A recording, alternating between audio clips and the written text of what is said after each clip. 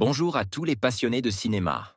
Je suis enchanté de vous retrouver sur ma chaîne Cinémadicte, où je vous propose les meilleures infos sur les nouveautés cinématographiques et les films déjà sortis.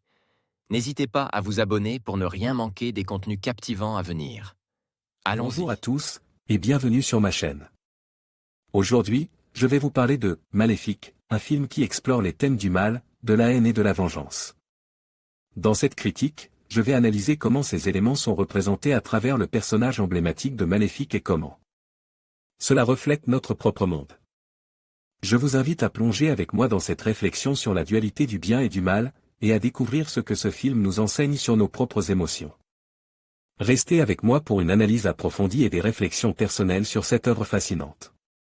Le mal fait partie de ce monde, la haine et la vengeance. Angelina Jolie, Maléfique, de Robert Stromberg, 2014, on ne se refait pas, je suis un fan des relectures de contes. J'adore les univers féeriques et l'heroic fantasy, les studios Disney m'ont vendu du rêve toute mon enfance, et Angelina Jolie est celle qui demeure être pour moi l'actrice la plus sous-estimée de son temps et également celle qui dans mon cœur a la place la plus importante. Autant dire que j'attendais, Maléfique, avec une impatience démesurée, car tout dans ce film était réuni pour rendre heureux le cinéphile que je suis. L'attente aura été longue, et le résultat final me satisfait pleinement. Maléfique est un conte qui en révisait un autre, une histoire de bien et de mal dans un pays enchanteur, c'est aussi. Et surtout le récit d'une femme, méchante légendaire, une fée bafouée qui réclame vengeance. C'est aussi l'histoire d'un esprit libre dont le cœur a été corrompu par la trahison, ce cœur saigne encore et bat dans la poitrine. De l'un des personnages de conte parmi les plus intéressants qu'il m'a été donné de voir. Angelina Jolie incarne ici une méchante emblématique, et elle tient aussi l'une de ses meilleures prestations. L'actrice caméléon parvient à donner de la prestance à ce rôle et une vraie personnalité également. Les actions du personnage ne sont pas seulement animées par un instinct démoniaque, bien au contraire il s'agit là d'une femme qui agit comme une humaine, avec des pouvoirs en plus. C'est à travers la noirceur de ce personnage que se révélait pourtant l'éclat de la relecture de cette histoire, une histoire à la gloire de la femme. Disney abandonne son schéma habituel de la princesse naïve qui tombe amoureuse du premier prince venu, non nous sommes ici dans une vision plus réaliste, dans un monde où le bien et le mal cohabitent et forment un équilibre. Autant le dire tout de suite, la relecture que propose le film, et il est important de noter que le film ne fait que proposer une relecture, et ne se présente pas seulement comme un préquel à La Belle au bois dormant, ne plaira pas à tout le monde, tant elle est audacieuse. Pourtant force est de constater que Robert Stromberg croit en son film, qui s'avère d'ailleurs réalisé avec passion. Il met en scène un film enchanteur à la gloire de la femme, mais aussi qui prend à contre-pied tout ce que l'on peut d'habitude reprocher aux héroïnes Disney. Parce que oui, dans la vraie vie un baiser ne suffit pas à réveiller une belle endormie. Le réalisateur accorde beaucoup d'importance à la caractérisation et à l'émotion de ses personnages. Ce qui apporte une vraie profondeur au film, et aussi de bons retournements de situation, qui même si au premier abord peuvent parfois sembler faciles, sont finalement toujours justifiés. Le film est donc pourvu d'une très bonne écriture.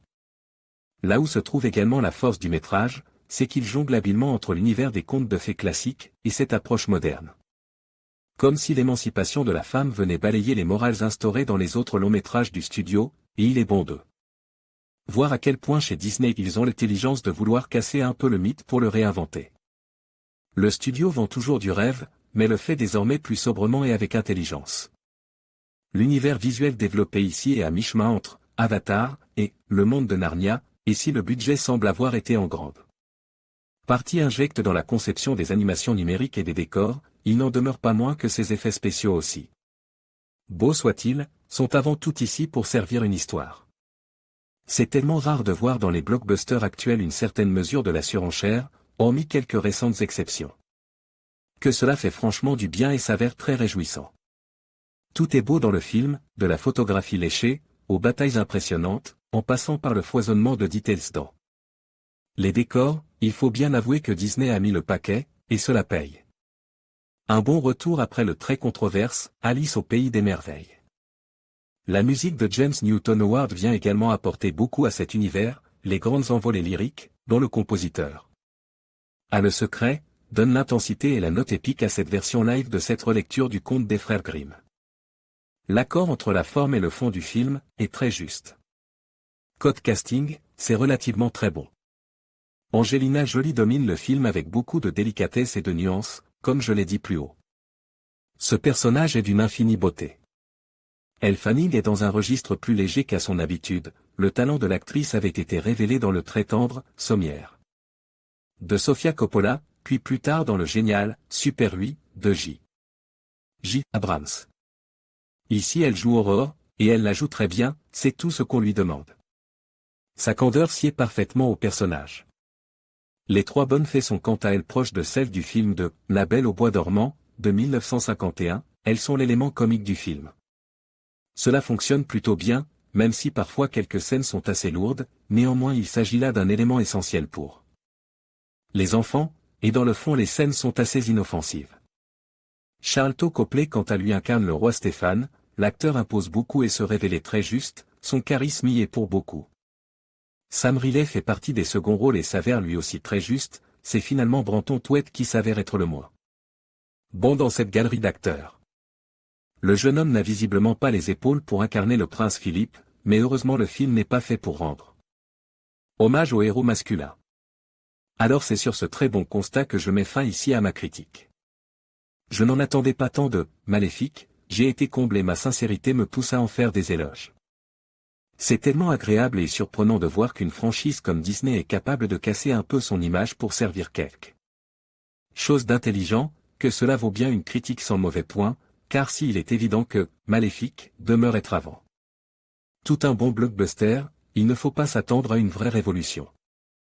Mais je n'ai pas pour habitude de bouder mon plaisir, et le féminisme dans l'heroic fantasy et les films à gros budget est tellement rare, que je ne peux qu'en saluer l'effort. Indéniablement ma surprise de l'année. Ma note, 8/10. En conclusion, la critique de « Maléfique » par Stark nous rappelle que le mal, la haine et la vengeance sont des thèmes omniprésents dans notre monde. Ce film, à travers son récit complexe et ses personnages nuances, nous invite à réfléchir sur la nature du mal et sur la possibilité de rédemption. En fin de compte, il nous pousse à considérer que même dans les ténèbres, il existe des nuances de lumière. Merci de nous avoir rejoints pour cette analyse, et n'hésitez pas à partager vos réflexions sur ce film captivant.